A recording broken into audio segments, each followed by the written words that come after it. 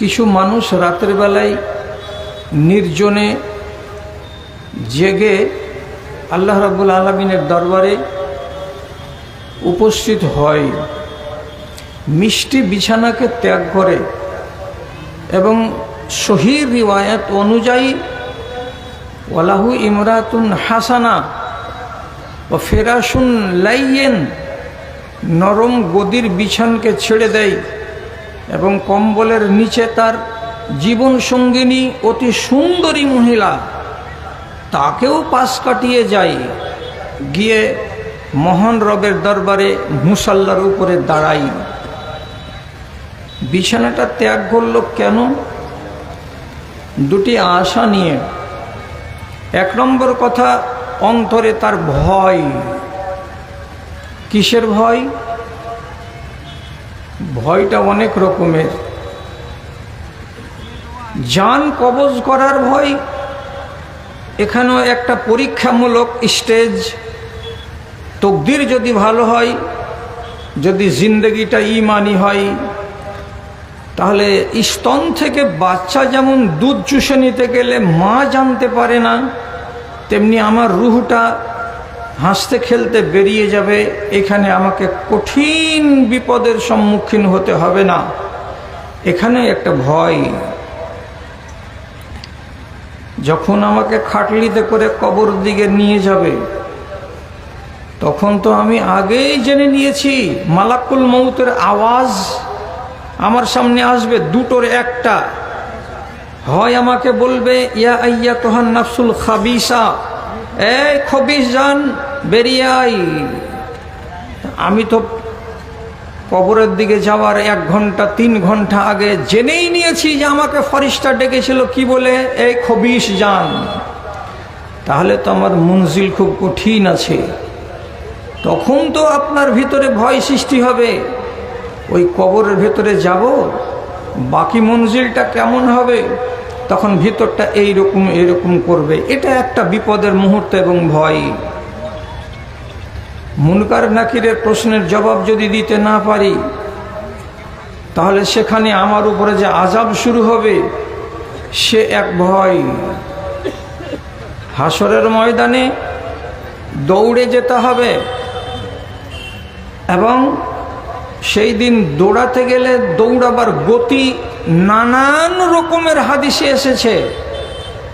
তার ভেতরে আমি যদি সক্ষম না হই, আমি যদি জালিম হয়ে মারা যাই, আমি যদি অপরাধী হয়ে মারা যাই, তাহলে হাজার হাজার মানুষের লাথি খেয়ে পায়ের তলে পড়ে আবার সোজা হয়ে দাঁড়িয়ে হুড়াহুড়ি গুতাগুতি করতে করতে হাসরের ময়দানে আমাকে পৌঁছিতে হবে হিসাবের জন্য। এই একটা অন্তরের ভেতরে ভয়, এটা একটা পর্যায়ে প্রত্যেকটা মানুষের জীবনে। কিয়ামতের মাঠে কতদিন দাঁড়াতে হবে?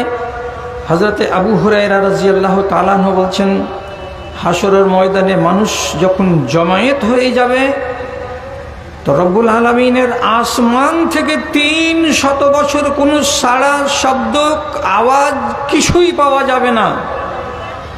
বিচার কবে শুরু হবে, আর কত দেরি আছে, কিছুই জানা যাবে না, কিছুই জানা যাবে না।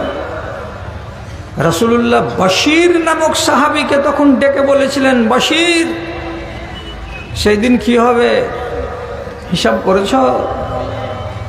বশিরের লোমগুলো খাড়ো হয়ে গেছিল। সুবহানাল্লাহ, একটু 1000 বছর দাঁড়াতে হবে, তাতে আবার হিসাব শুরু হতে 300 বছর রব্বুল আলামিন কোনো কথাই বলবেন না। তারপরে আসমান থেকে অবতরণ করবেন মালায়েকাকে সাথে নিয়ে, তারপরে হিসেব শুরু হবে। এই এক কঠিন সন্ধিক্ষণ। সেই সন্ধিক্ষণে আমি টিকতে পারবো কি না, এখানেও একটা পর্যায়, ভয়ের পর্যায়। একটু ডানে বামে চলে ফিরে বেড়াবো, হয়তো প্রখর রৌদ্রের তাপে একটু ছায়া খুঁজতে যাব, তো মহান আল্লাহ রাব্বুল আলামিন তার নবীকে দিয়ে জানালেন, বানি আদম, তোমার পা নড়বে না, জমিনের সঙ্গে ঢালাই করে দেওয়া হবে, যতক্ষণ পর্যন্ত তুমি 5টা প্রশ্নের জবাব দিয়ে উঠতে না পারবে, ততক্ষণ তোমার পা মসজিদের বাড়ির পিলার যেমন ঢালাই লেগে থাকে জমিনের সাথে, তেমনি লেগে থাকবে। এই এক কঠিন সন্ধিক্ষণ। সব শেষে তো জাহান্নাম আছেই। তো এগুলো লোক রাতের বেলায় মিষ্টি বিছানা, মিষ্টি জীবন সঙ্গিনীকে ত্যাগ করে দিয়ে 12টা, 2টা, 2:30টা, 3টায় মুসল্লাতে দাঁড়িয়ে আল্লাহ রাব্বুল আলামিনের সামনে কথা বলছে। উদ্দেশ্য কি? আল্লাহ তাআলা নিজে বলছেন, খাউফান ওয়া তামা। মনের ভেতরে ভয় আছে। কিসের ভয়? তো যতটি ভয় এর সিলসিলা আপনাকে শোনালাম, সবগুলো ভয়। আর কিসের আশায় দাঁড়িয়েছ রাত্রি 2:30টার সময়? তা আল্লাহ তাআলা বলছেন তামা। মনের ভেতরে একটা লোভ আছে, একটা আকাঙ্ক্ষা আছে, একটা বাসনা আছে। কি বাসনা? এই রাতের বেলায় নির্জন সময়ে মালিক তোমাকে যদি আমি ডাকি, তো তুমি যদি আমার উপরে রাজি হয়ে যাও, তাহলে আমার সব কেল্লা ফতে হয়ে যাবে এবং আমি আমার মঞ্জিল পেয়ে যাব। আর সেটার নাম হলো জান্নাত। জান্নাত পাবার আশায়, জান্নাত পাবার লোভে আমি আমার আরামকে ত্যাগ করেছি এবং আমি আমার বিশ্রামকে হারাম করেছি। আর করার পরে আমি এই রকম রাতের বেলায় দাঁড়িয়ে আছি। দুটো আশা। একটা আশা হলো ভয়, আর আরেকটা আশা হলো লোভ। আজকে লোভটা থাক, ভয়টাই থাক। ভয় নিয়ে কথা বলবো। অন্য জায়গাতে রব্বুল আলামিন বলছেন, ওয়াম্মা মান খাফা মাকামা রাব্বিহি ওয়া নাহান নাফসা আনিল হাওয়া। যে লোকগুলো আল্লাহ রব্বুল আলামিনের কুদরতকে, ক্ষমতাকে, শক্তিকে বলে ভয় করে, বা নাহান নাফসা আনিল হাওয়া, এবং নিজের আত্মাটাকে নিজের খাহিশাত থেকে, নিজের ইচ্ছা অনুযায়ী কাজকর্ম করা থেকে রুখে রাখে, তাহলে এই মানুষটার জন্য শুভ সংবাদ। কিসের শুভ সংবাদ? তার জন্য জান্নাতে মাওয়া তৈরি করা আছে। যে ভয় করে কাকে? মহান আল্লাহ রাব্বুল আলামিনকে, এবং আল্লাহর নিষেধ থেকে নিজেকে যে বাঁচিয়ে রাখে, সেই মানুষটার জন্য কি তৈরি আছে? জান্নাতে মাওয়া। তাহলে জান্নাতকে রব্বুল আলামিন এখানে জুড়ে দিয়েছেন কার সাথে? আল্লাহর ভীতির সাথে, আল্লাহর ভয়ের সাথে। বন্ধুরা, আপনারা প্রচুর ওয়াজ শুনেছেন, আপনাদের ওয়াজের বাসনটা কানাই কানাই ভর্তি আছে আমি জানি। তারপরেও জানি না কোন সাহসে আমি কথা বলতে শুরু করেছি। দয়া করে একটা কথা মগজের প্রথম সামনের সারিতে রাখবেন। দুটো জিনিস, একটার নাম হলো ভয়, আর একটা জিনিসের নাম হলো হায়া বা লজ্জা। যার ভেতরে আছে, যে এই দুটো জিনিসকে সংরক্ষিত করতে পেরেছে, তার ঈমান হলো জমজমের পানির মতো পরিষ্কার, জমজমের পানির মতো স্বচ্ছ, যার ভেতরে কোনো ভেজাল নেই। এবং তার ঈমানটা হচ্ছে জুয়েলের মতো শক্তিশালী, যেই ঈমানকে কোনো দিন কোনো বালা, কোনো মুসিবত টাচ করতে পারবে না এবং তাকে দুর্বল করতে পারবে না। লোহার দানার মতো, লোহার বলের মতো শক্ত হয়ে যাবে তার ঈমান।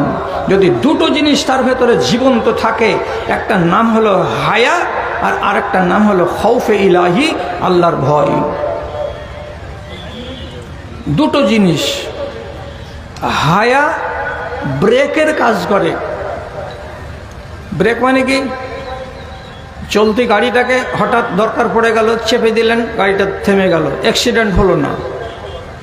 হায়া, ইসলামী হায়া কাকে বলে? আমার অশুভ কোনো পরিণাম দেখা দিতে পারে যদি আমি এই কাজটা করি, তাহলে পরে, সুতরাং আমাকে পরে লজ্জিত হতে হবে, আমাকে অশুভ পরিণাম দেখতে হবে, না না এটা ভালো কথা নয় বলে আপনার মনের ভেতরে যে দ্বিধাটা তৈরি হয়, সংকোচটা তৈরি হয়, তাকে আরবি ভাষাতে বলা হয় আল হায়া। এটা যদি থাকে মানুষের ভেতরে, তাহলে মানুষ পাপের দিকে ধাপিত হবে না। আর 2 নম্বর সহায়ক হলো কোনটা কি? আল্লাহর ভয়। যে কোনো কাজ করার আগে আপনার মগজের যদি এক কোণায় শুধু জেগে উঠে আল্লাহর ভীতি, আল্লাহর ভয়, তাহলে আপনাকে পাপ থেকে বাঁচিয়ে রাখবে। যদি বিশ্বাস না করাতে পারি আপনাকে, তাহলে শুধু একটা কথা বলি। বাসরা শহরে একদিন এক মুহাদ্দিস এলেন, তার নাম হলো ইমাম শাবি রাহিমাহুল্লাহ। বিশাল বড় মাপের আলেম। তার সাথে দেখা করার জন্য পাবলিক ঝাঁকে ঝাঁকে যাচ্ছে। এখনকার দেশে যেমন হাজার হাজার আলেম, তখনকার দিনে হাজার হাজার আলেম ছিলেন না, আঙুলে গোনা গোনা গোনা গোনা আলেম।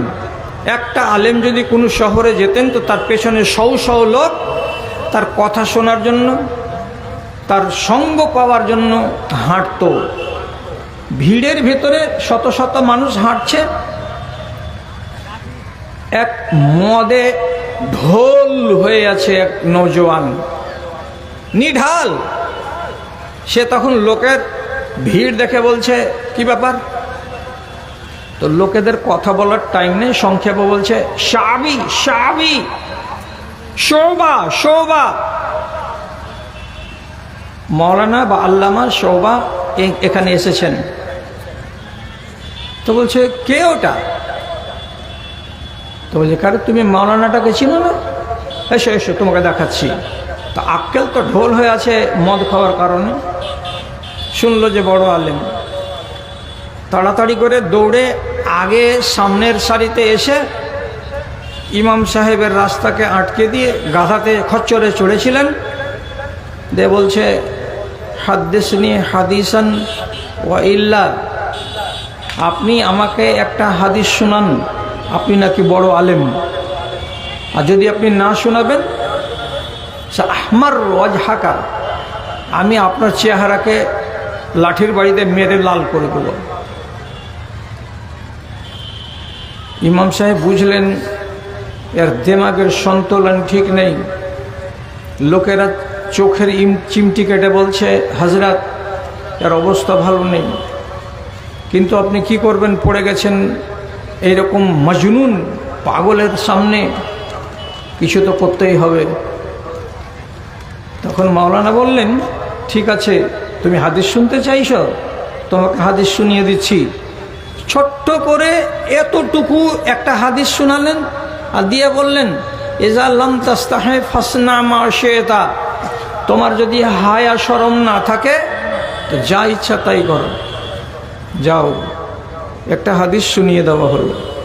তোমার যদি হায়া শরম না থাকে তো তোমার মনে যেটা লাগে সেটা করো, কে তোমার ভুল ধরবে? যখন নেশা নিচে নামলো, মগজটা হালকা হলো, ঠান্ডা মনে ভাবতে লাগলো, হায়া থাকতে গেলে যে কোনো কাজ করা যাবে না। গোটা দেশের লোক আমাকে মদখোর বলে চেনে, আমার হায়া নেই বলেই। তাহলে উনি তো যেটা কথা বলেছেন বড় কাজের কথা, তাহলে মদ আমাকে বেহায়া বানিয়েছে। বাড়ি গেলেন, যাওয়ার পরে মদের বোতলটিকে ভাঙলেন, ভাঙার পরে নিজের মাকে বললেন, মা, আমার সঙ্গীরা সন্ধ্যাবেলায় আসবে আমার সাথে দেখা করতে, তুমি তাদেরকে যা পারবা খেজুর পানি দিয়ে বিদায় করে দিবা, আর আমার কথা বলবা যে আমার ছেলে বাড়িতে নাই। উনি যে বেরিয়ে গেলেন তো গেলেন। এই জওয়ানের নাম হলো কানাবি।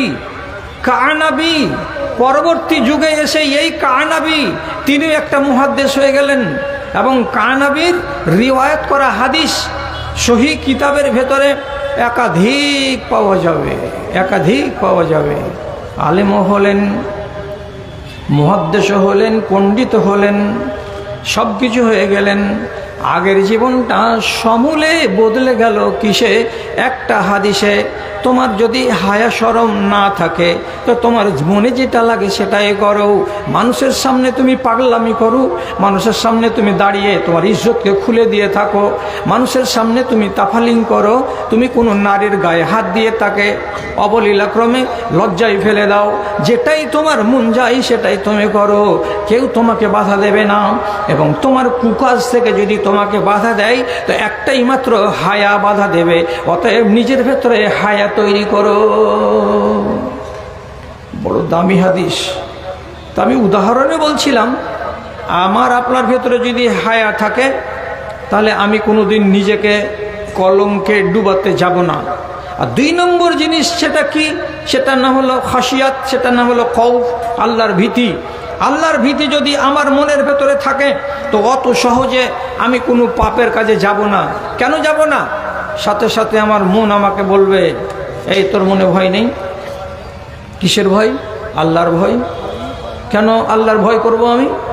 তাহলে যতজন লোক বসে আছেন আপনাকে বলছি, যারা যারা একেবারে নামাজের চোর আছেন তাদেরকে বলছি না, তবে যারা যারা নামাজটা অন্তত পড়েন তাদেরকে বলছি, তারপরেও যদি আপনার দ্বারাই অন্যায় হয় তো আমার কথার প্রতি খেয়াল করবেন। আপনি নামাজে এমনি করে দাঁড়ালেন, দাঁড়ার পরে সূরা ফাতিহা পড়তে শুরু করলেন। কি পড়লেন? আলহামদুলিল্লাহ রাব্বিল আলামিন আর রহমানির রহিম মালিক ইয়াউমিদ্দিন। কিয়ামত দিনের মালিককে? তুমি মালিক আল্লাহ। একবার বললেন মালিক, তারপরে আবার আরেকটা সূরা পড়তে হবে। আপনি ফের শুরু করলেন। কোনটা সূরা? নিজে পড়েন এবং খেয়াল করেন। কুল আউযু বিরাব্বিন নাস। কি বলছেন আল্লাহ তাআলা? রাব্বিন নাস। সারা দুনিয়ার মানুষের রবকে? তিনি আল্লাহ। তারপর আবার বলছেন মালিকিন নাস। সারা জগতে মুসলিম আর গায়ের মুসলিম যত মানুষ আছে সমস্ত মানুষের রবকে তো আল্লাহ। মালিকিন নাস, সমগ্র মানবকুলের রব মালিক কে? আল্লাহ। ইলাহিন নাস, সারা দুনিয়ার যত মানুষ আছে সমস্ত মানুষের ইলাহ হলেন কে? তো তিনি আল্লাহ। 3 বার, তিনবার আপনি স্বীকার করলেন আল্লাহ রাব্বুল আলামিনকে।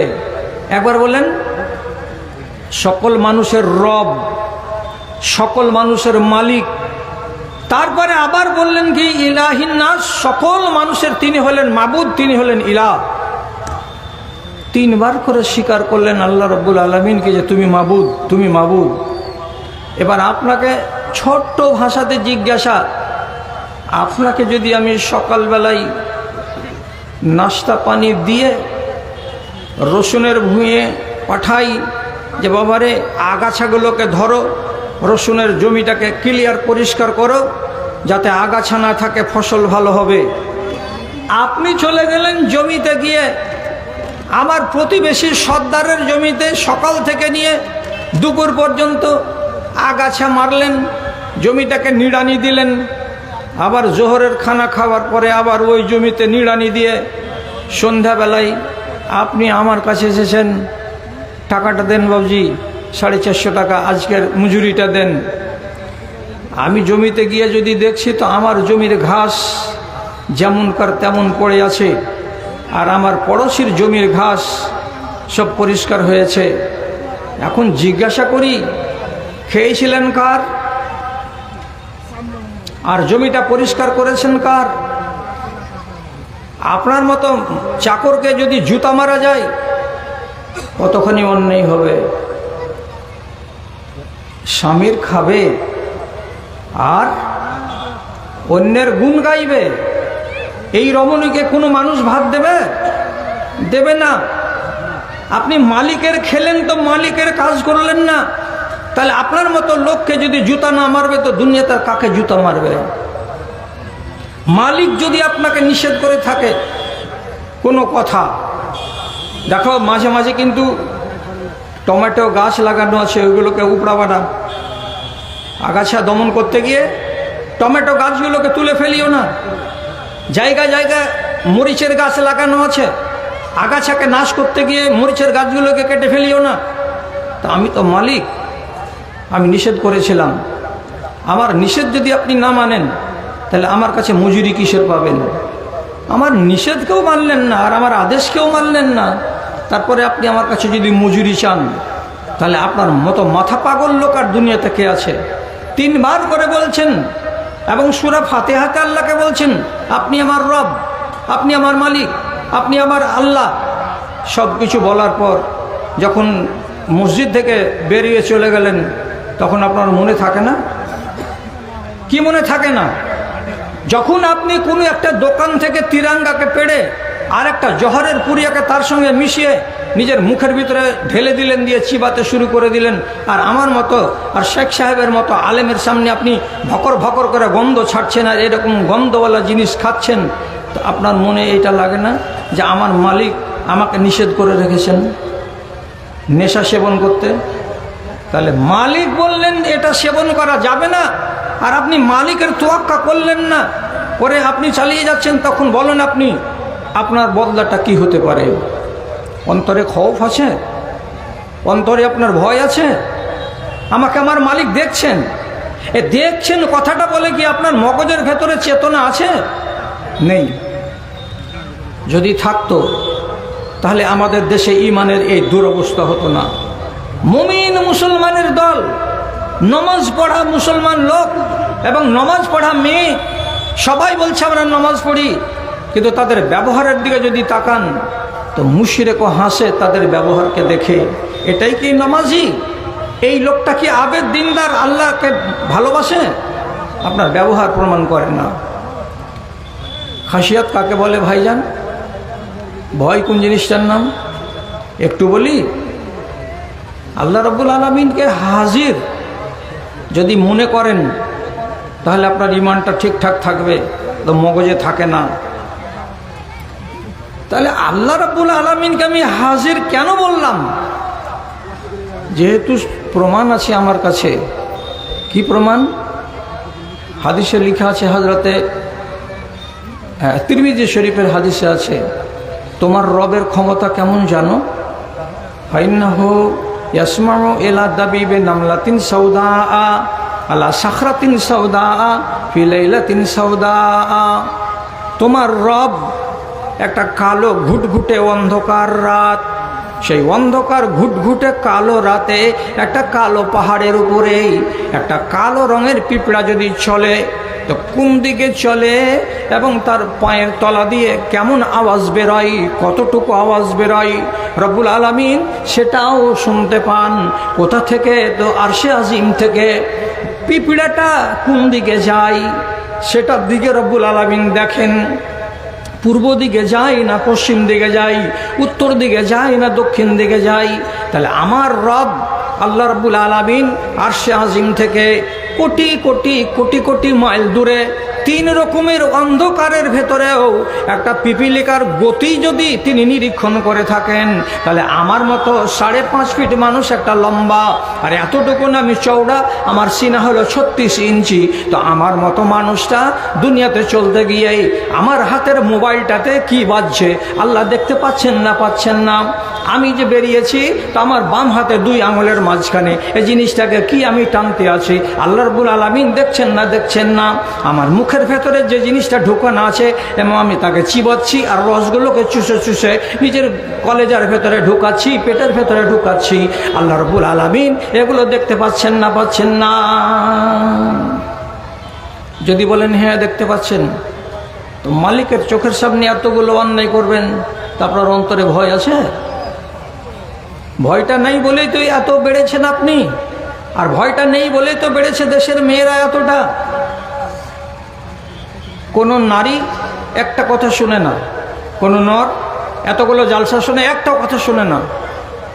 আমি কোনো এক মজলিসে বলছিলাম, তুমি মেহেন্দি লাগাতে পারো, তুমি ঠোঁট লাল করতে পারো, তুমি চোখে সুরমা লাগাতে পারো, তুমি তোমার গাল মুখ চোখে যেখানে সেখানে ফেয়ার অ্যান্ড লাভলি, ভিকো টারমারি সব কিছু লাগাতে পারো, কিন্তু আল্লাহ তাআলা কোরআনে বলছেন তোমার এই যে জিনাত, লাল লাল ঠোঁট, সুন্দর সুন্দর চোখ এবং চেহারা গোলাপের মতো, এই জিনাত কাকে দেখাতে পাবে? তো রব্বুল আলামিন সূরা নূরে বললেন 6টা পুরুষ লোক দেখতে পাবে। একটা স্বামী, একটা নিজের বেটা, একটা স্বামীর বাপ মানে শ্বশুর, একটা নিজের বাপ, আর একটা নিজের ভাই, আর যদি বাড়িতে নাবালক বেটা ছেলে চাকর থাকে সে, এই 6টা লোক বাদে তোমার লাল ঠোঁট আর তোমার এই সুন্দর গোলাপি চেহারা এবং তোমার জিনাত কোনো লোক দেখতে পাবে না। কোরআন বলছে পাবে না। আর আপনার নিমতলাতে খালি একটা বিয়ে লাগুক, দেখবেন উত্তর পাড়ার বেটি ছেলে আর দক্ষিণ পাড়ার বেটি ছেলে এমন সেজে আসছে যে তাদের চেহারার দিকে দেখে আপনি বলতে পারবেন না সাহস করে যে এই মেয়ে ছেলেদের ভেতরে একটাও কোনো মুসলমান মেয়ে আছে। আপনি তাদের চেহারা দেখে বলতে পারবেন না যে এদের ভিতরে আল্লাহ রাব্বুল আলামিনের ভয় এবং ভীতি আছে। তোমার খালি মাথাতে আল্লাহর চোখ যায় না? তাহলে হাদিস কেন শুনছো? জালসা কেন শুনছো? আরে যদি মানবে না তো বাড়িতে হুজ্জতি করে বসে থাকো। এটাও তো কথা বলবে যে আমি ওগুলাকে শুনি না, তো আমি ওগুলাকে মানি না। শুনবে আর মানবে না, এটার নাম ঈমান। হায় আল্লাহ, মুসলমান জাতিকে কোন ভাষা দিয়ে আর কোন শব্দ দিয়ে বুঝাবো যে ঈমানটা কোন জিনিস, আর ঈমানটা টিকাতে হয় তো কোন জিনিস দিয়ে? सामान तिजारत मेरा ईमान नहीं है, सामान तिजारत मेरा ईमान नहीं है, हर दर पे झुके सर ये मेरी शान नहीं है। अल्लाह मेरे घर की बरकत न चली जाए, अल्लाह मेरे घर की बरकत न चली जाए, कई दिन से मेरे घर में मेहमान नहीं है। ईमानेर परिचय যেখানে আছে না হটে যাও, যেখানে আছে হ্যাঁ আঁকড়িয়ে ধরো। এই জন্য এর আগে আপনাদের এই এলাকাতে বা এখানেও বলেছি, আল্লাহর আইন হলো দুই রকমের। একগুলোকে বলা হয় আদেশমূলক, আর একগুলোকে বলা হয় নিষেধমূলক। আল্লাহর আদেশমূলক আইনকে যদি মানেন আলহামদুলিল্লাহ, আর একটা আদেশমূলক আইনকে যদি ছেড়ে দেন আসামি। আল্লাহর নিষেধমূলক আইনকে অগ্রাহ্য করুন আলহামদুলিল্লাহ, আর আল্লাহর নিষেধমূলক আইনকে একটাকে যদি আপনি ধরে নেন, তাকে নিষেধ মনে না করেন, আপনি আসামি। আর আসামিকে আরবিতে বলা হয় মুজরিম। আর মুজরিম সম্পর্কে আল্লাহ রাব্বুল আলামিন বলছেন ওয়া ইন্না মিনাল মুজরিমিনা মুনতাকিমুন, যারাই আসামি হবে তাকে ছেড়ে কথা বলা হবে না। আসামিকে ছাড়ি না আমি। নমরুদ আসামি ছিল, গায়রত হয়ে গেছে। ফেরাউন আসামি ছিল, গায়রত হয়ে গেছে। কওমে সালেহ উটের ট্যাং কেটে দিয়ে আসামি হলো, গায়রত হয়ে গেছে। এবং এইখানে আদ আর সামুদ এক জাতি আল্লাহ রাব্বুল আলামিনের নাফরমানি করেছিল। 8 দিনের সাইক্লোন চালিয়ে রব্বুল আলামিন সবকে গায়রত করে দিয়েছেন। কেন? যে রব্বুল আলামিন বারবার বলেছেন কোরআন মাজিদে, যারা আসামি হয় তাকে আমি ছাড়ি না। আমরা কোন মুসলমান? অন্তরে ভয় নেই? সহি কথা বলছি, হেফাজত করুন কথার। হযরতে আব্দুল্লাহ বিন উমর রাদিয়াল্লাহু তাআলা আনহু একদিন ফজরের বেলা কোরআনের তেলাওয়াত করছিলেন, সূরা মুতাফফিফিন। তেলাওয়াত করতে করতে একটা জায়গাতে একটা আয়াত এলো, ওই সূরারই তেলাওয়াত করছেন। এবার আয়াতটা এলো। কি আয়াত এলো? ইয়াউমা ইয়াকুমুন নাসু লিরাব্বিল আলামিন। কি তরজমা? যেদিন মানুষকে খাড়ো হতে হবে তার রবের সামনে মুখামুখি হয়ে। কেন যে সেদিন আল্লাহ এবং আমি সামনাসামনি খাড়ো হব? কিসের জন্য? আমার রব আমার কাছে হিসাব চাইবেন, আমার 65 বছরে কি করেছিলাম আমি। হিসেবের জন্য দাঁড়াতে হবে, প্রত্যেকটা মানুষকে তার রবের সামনে খাড়া হতে হবে। এই কথাটা তিনি যখন পড়লেন, তো পড়ার পরে তার অন্তরের ভেতরে কত ভয় ঢুকলো, কত ভীতি ঢুকলো, যে তিনি তার পরের আয়াতটিকে আর পড়তে পারলেন না, চুপচাপ দাঁড়িয়ে গেলেন।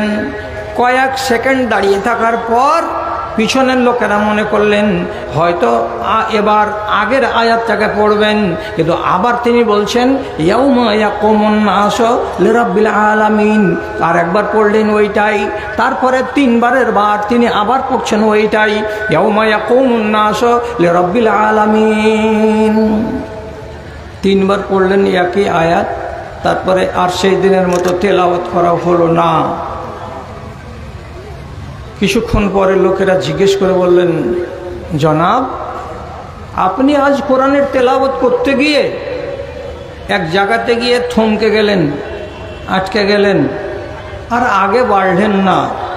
তো আগে না বাড়ার কারণটা কি? ইয়াউমা ইয়াকুমুন নাসু লিরাব্বিল আলামিন পড়লেন, পড়ে থেমে গেলেন, আর আগে গেলেন না কেন?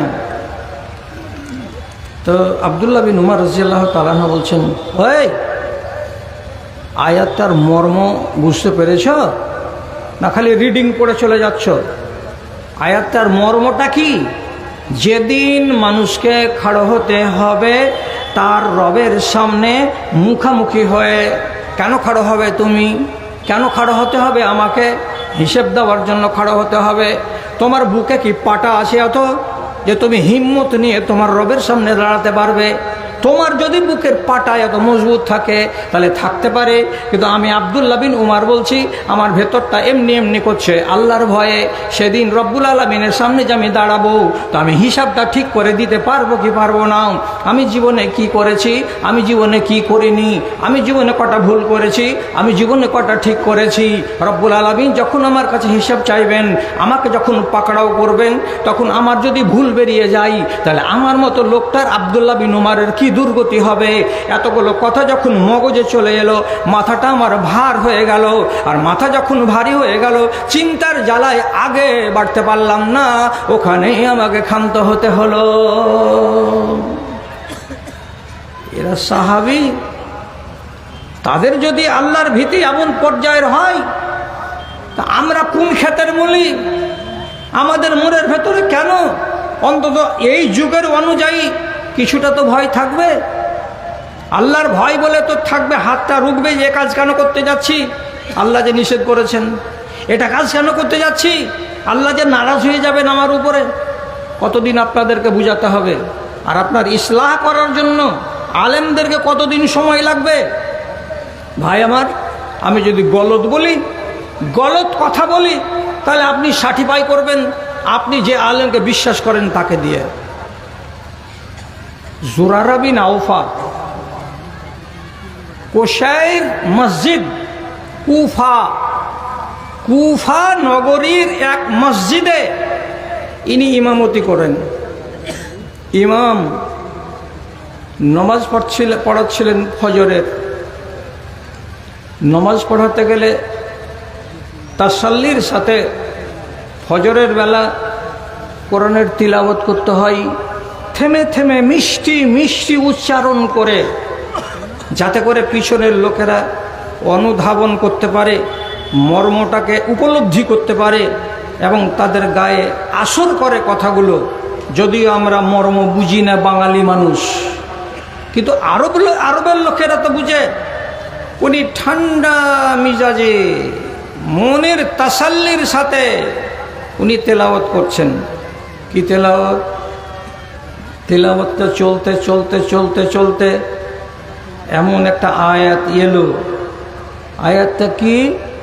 ফায়জা নুকিরা ফিন নাকুর যালিকা ইয়াউমুন আসির। যেদিন বাঁশিতে ফুঁক দেওয়া হবে, বাঁশি মানে কি?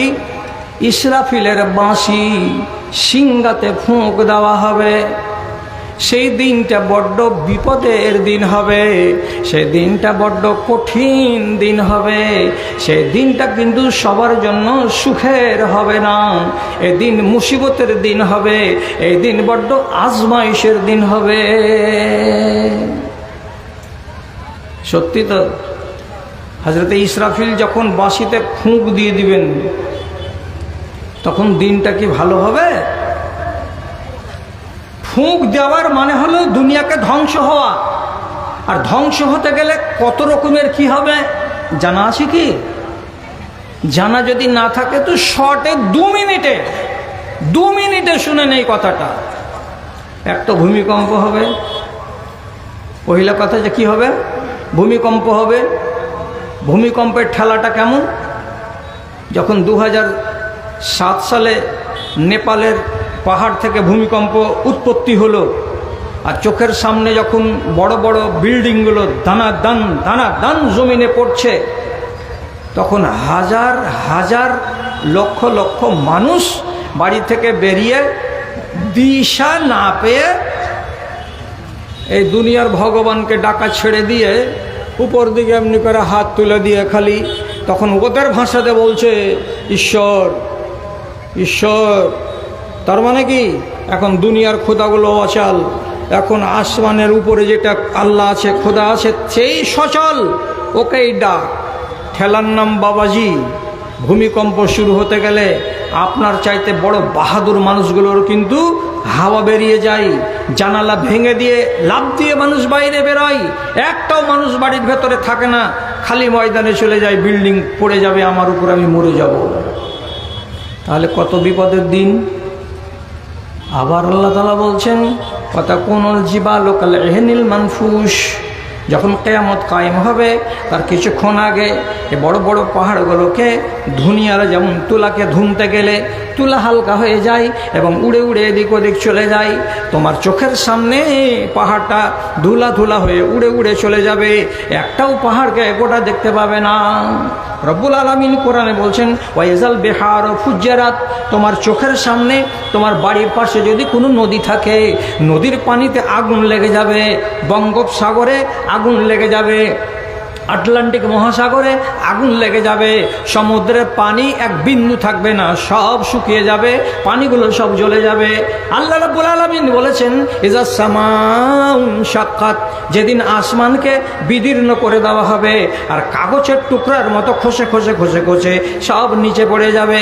আল্লাহ রাব্বুল আলামিন আবার কোরআনে বলছেন ইজা জুলজিলাতিল আরজু জিলজালাহা, যেদিন এই দুনিয়াটাকে উলট পালট করে দেওয়া হবে, হিলিয়ে ডুলিয়ে সোনা চাঁদি গালা পাথর কাঁসা তামা যত রকমের পদার্থ মাটির পেটের ভেতরে আছে সবকে বের করে দেওয়া হবে, কেউ নেওয়ার লোক হবে না, এবং রব্বুল আলামিন দুনিয়াটাকে উলট পালট করে দেবেন। কখন হবে এইগুলো? তো যখনই হযরত ইসরাফিল আলাইহিস সালাতু ওয়াস সালাম বাঁশিতে ফুঁক লাগাবেন তখন অনেক ঘটনা ঘটবে। বিভোর আদেশে বাজিবে যেদিন ইসরাফিলের ওই বিন, পাহাড় দরিয়া এক হয়ে যাবে, রবে না কিছুর চিন রে, রবে না কিছুর চিন। আকাশ খসিয়া ভূমিতে লুটাবে, হয়ে যাবে খান খান, সূর্য চন্দ্র আলোহীন হবে, আহা কি খোদার শান। আচম্বিত হয়ে উপরে তাকাবে যত ইনসান আর জিন, বিভোর আদেশে বাজিবে যেদিন ইসরাফিলের ওই বিন, পাহাড় দরিয়া এক হয়ে যাবে, রবে না কিছুর চিন রে, রবে না কিছুর চিন। পেটের বাচ্চা কোথায় পড়িবে মা জানিবে না তার কিছু, প্রলয়ের ক্ষণ কঠিন হইবে, ফিরে তাকাবে না কেউ পিছু, ফিরে তাকাবে না কেউ পিছু। এমনি ভাবে কেটে যাবে হাই জানি না কতদিন, বিভুর আদেশে বাজিবে যেদিন ইসরাফিলের ওই বিন, পাহাড় দরিয়া এক হয়ে যাবে, রবে না কিছুর চিন রে, রবে না কিছুর চিন। কত ঘটনা ঘটবে বাঁশিতে ফুঁ দেওয়া হলে। কথাটা মগজে খেলে গেল কার? জুরারা বিন আওফার। কোরআনের তেলাওয়াত চলছিল, চলতে চলতে এই আয়াতটাতে গেলেন, যাওয়ার পরে থমকে দাঁড়ালেন, থমকে দাঁড়ালেন তো দাঁড়ালেন, দুম করে জমিনে পড়ে গেলেন। মুস্তাদরাক লিল হাকিম এর ভেতরে হাদিসটা উল্লেখ হয়েছে। পড়ে গেলেন, কি লেখা আছে? খাররা মাইয়াতান, উনি পড়ে গেলেন তো মরে গেলেন।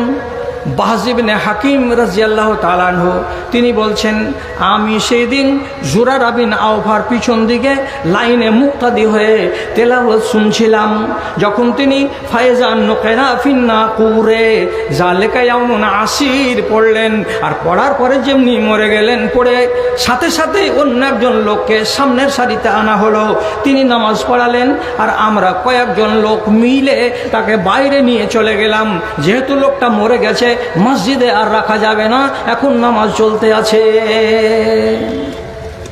কাকে বলে ভয়? আল্লাহর ভয় কোন জিনিসটার নাম? আন্দাজে যদি লাগে তাহলে ভালো কথা, আর যদি আপনার ভয় বলে মনের ভেতরে কোনো স্পৃহা না থাকে, কিছু করার নাই রে দাদা আমার। গোড়াতে আপনাকে যতটি কথা বলেছি আমি ভয়ের, কথাগুলোকে যদি জাগ্রত রাখতেন মগজে, তাহলে কি আপনি এত বেআড়া হতেন? আজকালকার লোক, আল্লাহ আমার যদি ভুল হয়ে যায় তো তুমি আমাকে মাপ দিও। রাসূলুল্লাহ হাদিসে বলেছেন, তোমাদের ভেতরে অনেক বেশি লোক নিজের জুবানের কারণে জাহান্নামে যাবে। নবীজির হাদিসটাকে 100 বার বিশ্বাস করার পর আমি আমার নিজের আক্কেল অনুযায়ী বলছি, এই জন্য আল্লাহর কাছে আমি মাপ চাইলাম আমার যদি ভুল হয়। বর্তমান জমানার অধিকাংশ লোককে, যারা বর্তমান জমানার অধিকাংশ লোকের কথা বলছি, যদি এদেরকে আল্লাহ না করে জাহান্নামে যেতে হয় তো তাদেরকে অ্যান্ড্রয়েড মোবাইলে জাহান্নামে নিয়ে যাবে। অ্যান্ড্রয়েড মোবাইল মানুষকে জাহান্নামে নিয়ে যাবে, এমন একটা জিনিস আপনি ব্যাগে করে নিয়ে বেড়াচ্ছেন। জি, আপনি এই জিনিসটা থেকে উপকৃত হতে পারেন না। আপনার ঈমানকে সব সময় বরবাদ করে দিচ্ছে কে? এই অ্যান্ড্রয়েড মোবাইল। কত বড় রোগ এটা জানেন?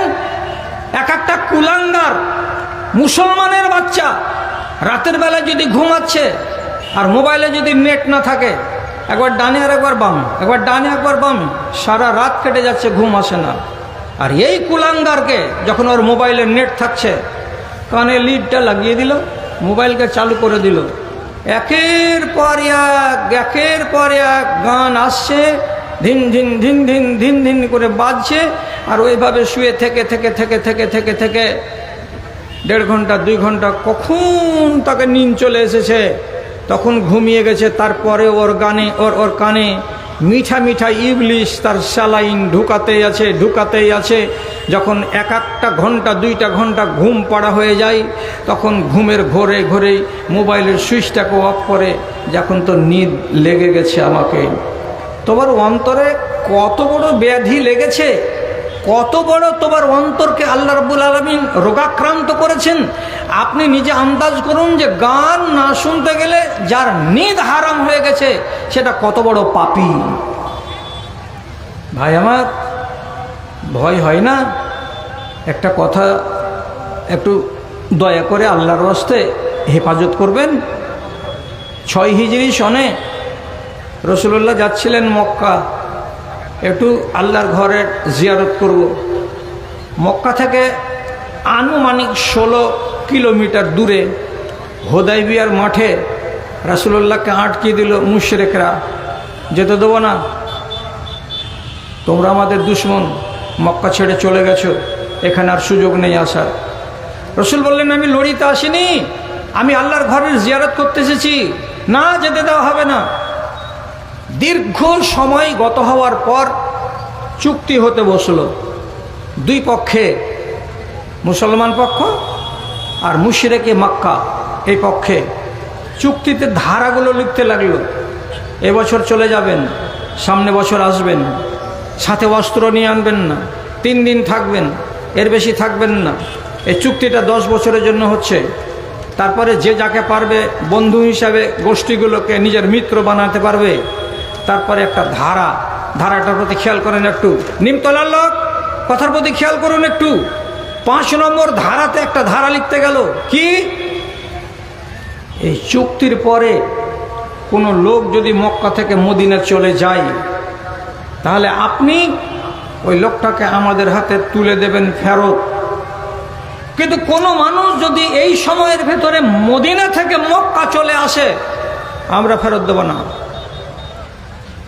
বুঝতে পারলেন কথাটা? বুঝতে পারলেন? মদিনার লোক যদি মক্কা চলে আসে, আমরা ফেরত দেব না। আর কোনো লোক যদি মক্কা থেকে মদিনা চলে যায়, আপনাকে ফেরত দিতে হবে।